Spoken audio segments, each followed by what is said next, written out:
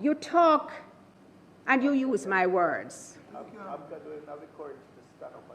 I just want to remind you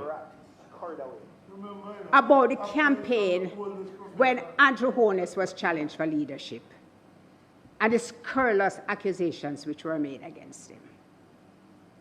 And I want to remind you in particular that Minister Delroy Chuck, who now twists himself in a pretzel over the Integrity Commission to the point where people are saying, is everything okay with Minister Chuck? Oh, so what? Was one of those who said that Andrew should resign. Yes.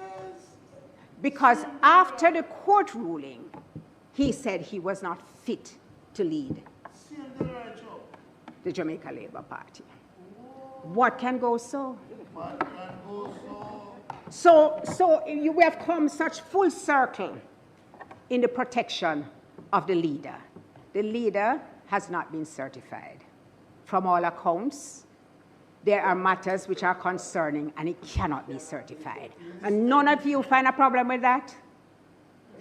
It's not one of us, is not just a senator, is not just a parliamentarian. Is a person who sets the moral compass for the entire country.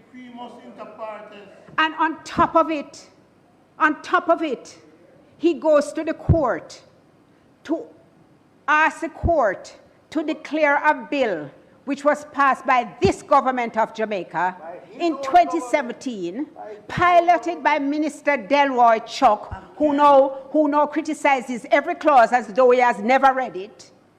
The Prime Minister goes to the court to ask the court to declare it unconstitutional.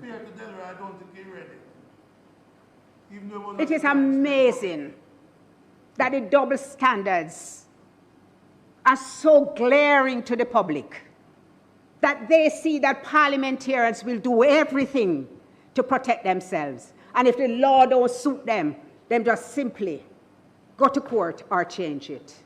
The people deserve more. The people deserve better.